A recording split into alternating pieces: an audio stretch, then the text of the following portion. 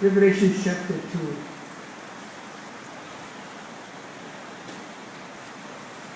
And then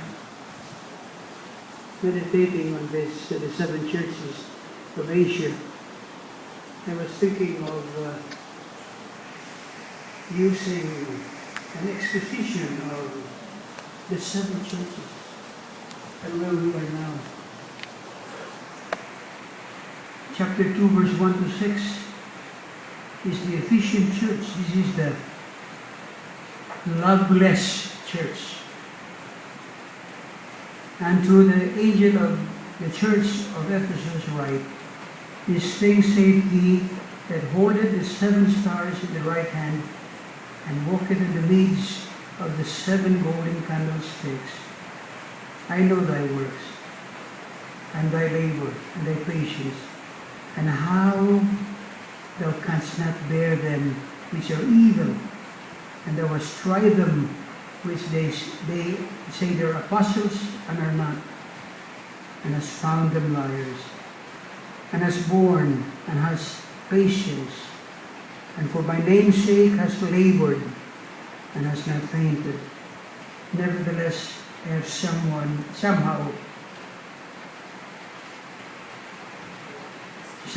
against thee, because thou hast left your first love.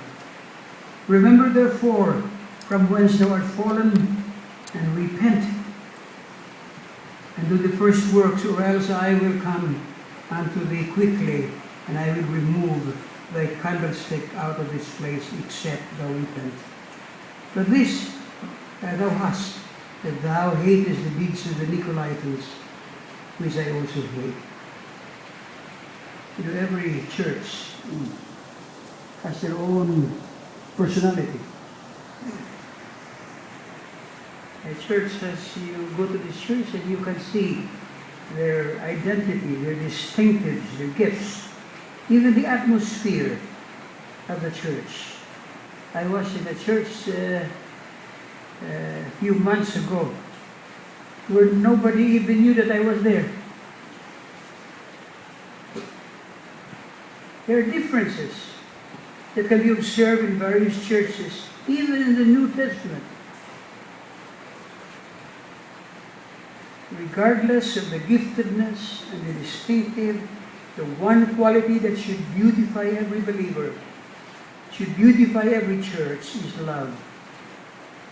Thus, the thing that should be utmost concern of every believer and every church is this: that's a Christ-like spirit of love saturate the atmosphere of the church. Here is the church of Ephesus. It was not a new church. It was a well-established church, sound in doctrine and sound in faith. The Ephesian believers, you can be sure, attended church regularly. They knew their doctrine. They celebrated the Lord's Supper. They rejected false teachers. They did good deeds. They carried out their responsibilities. They lived upright lives. They prayed. They sang. They fellowship. But the Lord has a complaint against them. I have something against you.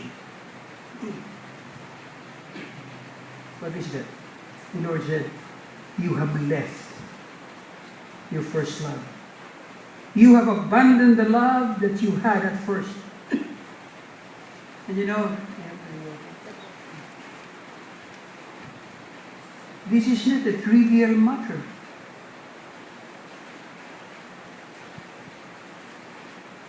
Wala ba ito? Baliwala lang ba ito? No trivial matter, because in the eyes of the Lord, the church that has abandoned the love that they had at first is a fallen church. So nag-uusap tayo ng fallen, akala natin yung pastor na nagkaroon ng moral violation. Yan, fallen. But when you abandon your love for Christ, you're out of love for the Lord, you are fallen. Jesus did not say, you have no love. You have left abandoned your first love. Their love was not what it used to be. And while they still endure hardship or labor for His name's sake, they no longer possess the kind of love that they had in the early years as a church. They still love the Lord, but not like they did at first. They still love the Lord, they still love one another, but not like before. And in the service for God, they do things out of duty, but not out of meaning.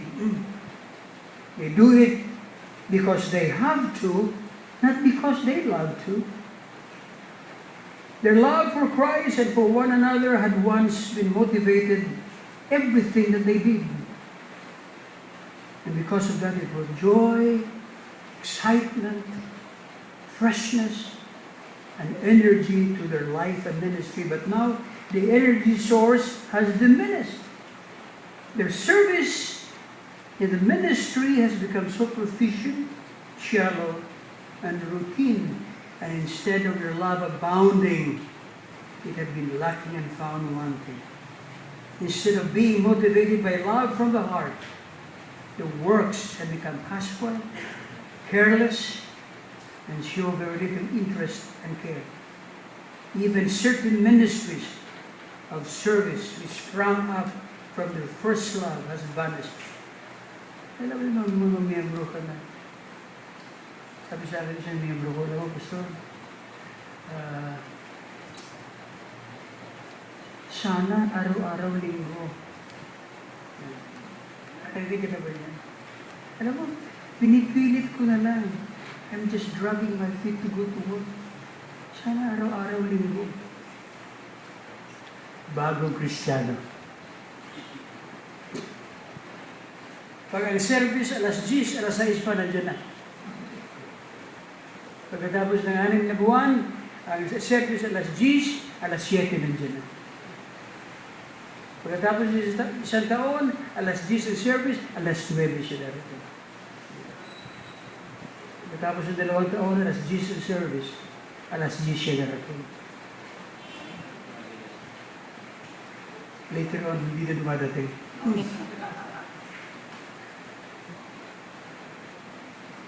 Ang pag-ibig mo sa akin, sabi ng Panginoon, ay hindi katulad ng dati mong pag-ibig. Ginagawa mo lang ang iyong paglilingkod sa akin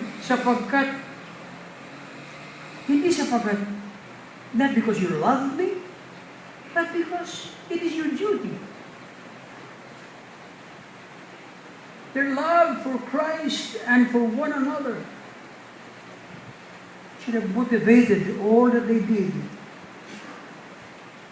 See, B.A. Carson, one of the theologians, he wrote an article on Revelation 2:4. Ang title ng kanyang article, A Church That Does All the Right Things, but, and I quote, they still proclaim the truth, but no longer passionately love Him who is the truth. They still perform good deeds, but no longer out of love, brotherhood, and compassion. They preserve the truth and witness courageously, but forget that love is the great witness to truth. It is not much that their genuine virtues have squeezed out, but no amount of good works and discernment in matters of church discipline, patience, and endurance in hardship, hatred for sin, discipline, doctrine can make up for lovelessness. This kind of lovelessness so deeply offended the Lord. Kalitan po nito sa ganitong klaseng pagmamahal. Why is this? Is the loss of love so serious? Why does it distress the Lord so deeply? Why is the threat of judgment so severe? Pag-aralan natin po, sinasabi naman ng kasulatan. Napakahalaga sa Panginoon. Ano ba yung unang-una? Ano ang greatest commandment? Thou shalt love the Lord thy God with all your heart, with all your soul. Teka. Hindi natin memorize. With all your soul, with all your mind, and with all your strength. This is the first commandment. Meaning that the teaching of Jesus is we love God completely, totally, and unreservedly. The sum total of God's commandment. All religious or Christian service is love for God. The believer's first priority. It is the reason why we were created. Nothing is more right, nothing is more fulfilling and more rewarding than loving God. What is the second commandment? You love your neighbor as yourself. Makikita niyo dito, Jesus makes love for God and love for neighbor inseparable. He summarizes true inner spirituality and moral conduct with a double command to love God, love your neighbor. On this commandment, all the law and the prophets, there is no other commandment greater than this. Therefore, if you are a believer in Christ, you're a servant of Christ, it is marked not only by your total devotion to God, but also your sacrificial service for your neighbor.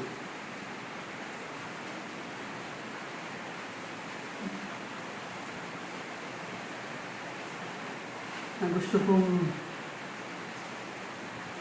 tatapusin ko na dito. Pasa niyo yung 1 Corinthians chapter 12, yung the last verse. Ang sunod nun yung 1 Corinthians chapter 13. Yung sa 1 Corinthians chapter 12, makikita natin yung mga giftedness. So sabi ng Panginoon, ito ang mga giftedness. But He said, you know what? I can teach you something a more excellent way of living. Meaning that love is the chief virtue that shall govern all we do and all we say in the Christian life. Ano sabi niya? You earnestly desire the best gifts, and yet I will show you a more excellent way. Do I speak with the tongue of men and of angels, and have not love? I have become sounding brass, or a tinkling, or a clanging cymbal. And although I have the gift of prophecy and understand all mysteries, and all knowledge, and though I have all faith that I could remove mountains and have not love, I am nothing. And though I bestow all my goods to feed the poor, and though I give my body to be burned, but have not love, it profiteth me nothing. In a paraphrase form, Paul is saying, without love, even heavenly tongue sounds annoying. Without love, knowing it all, our theology, our doctrine, our fundamental beliefs, helps no one. Without love, powerful risk-taking faith is worthless. Without love, giving everything to the poor is unprofitable. Without love, even the ultimate sacrifice of one's life is pointless. Here is one of the most central principles of the Christian faith. No religious act, no Christian services is of any value in God's sight if it does not accompany or flow from Christian love. That's why Paul said, it summarizes in 1 Corinthians 13, now abideth faith, hope, and love, these three, but the greatest of these is love. Yes, every Christian is marked by faith, hope, and love. These cardinal virtues are foundational to the Christian life as well as the thriving local church. And yet, among these three, Paul says, the greatest is love.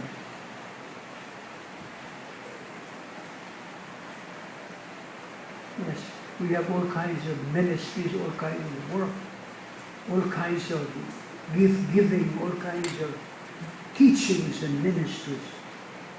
Oftentimes, the spirit of our church is defective. It lacks love. We have abandoned and now was not as fervently as it used to be.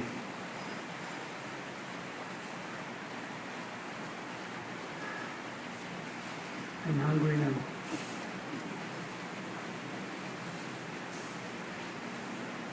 Yun ba sa ating mga iglesia? Pinabalitaan nga ako eh. Ako po, nabalitaan nyo rin. Ito chismis to, pero... Recently, dalawang diyapo to, may suntukan. Sa loob ako, sa labas na simbahan.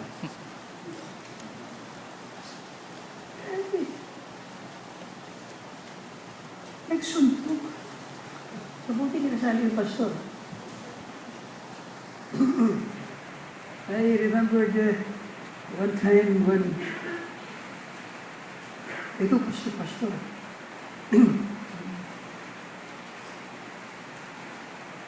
May nagbigay ng suggestion, nagalit yung pastor.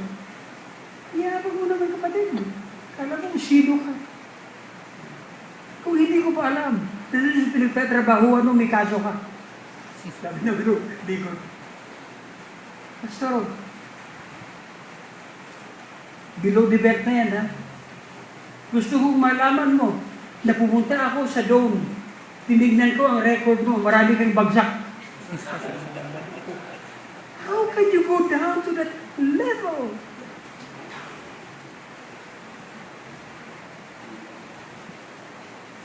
Even in the church, sana maramdaman yung atmosphere ng pagmamahal. Kaya baliwala yung mga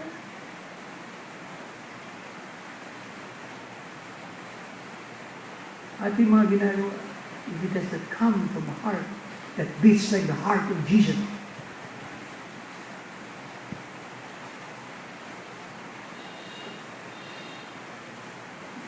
Kain na tayo. As Pastor Atel, you lead us in prayer and we will close this fellowship today. If you have any questions, I will just be here. And we will continue these discussions in the days to come. So, please come.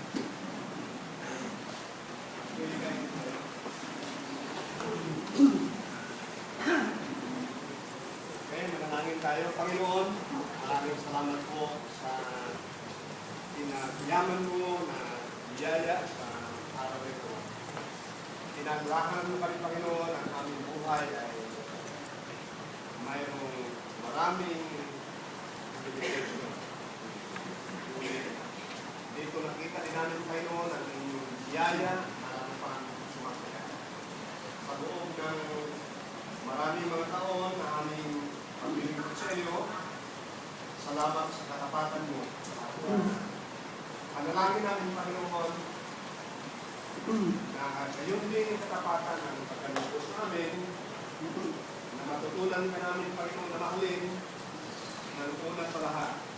At Panginoon, kaawaan mo kami na sa gayon din pagmamahal, ito ay may pakita namin, na ipadama namin, Panginoon, sa aming kapwa, lalo sa aming mga pamagagawa. Napakaraming pangangailangan na mayroon kami, O Diyos. Ngunit, nawa, huwag mo kami pagkulangin ng pagmamahal sa inyo. Upang kami, Panginoon, ay tunay na tumibay at kami, Panginoon, ay magiging patutuo sa aming mga tahanan, sa aming mga iglesia, at sa lugar na saan mo kami, Panginoon, inilagay. Salamat po, Panginoon, sa ICCC na nagtayo ka ng mga leader at pinapahalagahan namin, Panginoon, ang magandang halimbawa at patutuo na iniwan sa amin, lalo na itong kasalukuyang pamunuan. Salamat, Panginoon, sa mga pagpaplano, sa mga pangitain magiging walang kapuluan ito, Panginoon, hindi kami sa at kahit sa aming pagkatatapos ng aming fellowship sa araw na ito, patuloy mong ipadama sa aming Panginoon na kami ay hindi nag-isa, nandiyan ka sa lahat, nandito ang kapatiran ito. Sa pangalan ng Jesus, Amen. Great is thy faithfulness, great is thy faithfulness, morning by morning, new mercies I see. All I have needed, thy hands have provided. Great is thy faithfulness, Lord, unto me. Good morning, the Lord bless you. Let's join for lunch and have fellowship at the dining hall.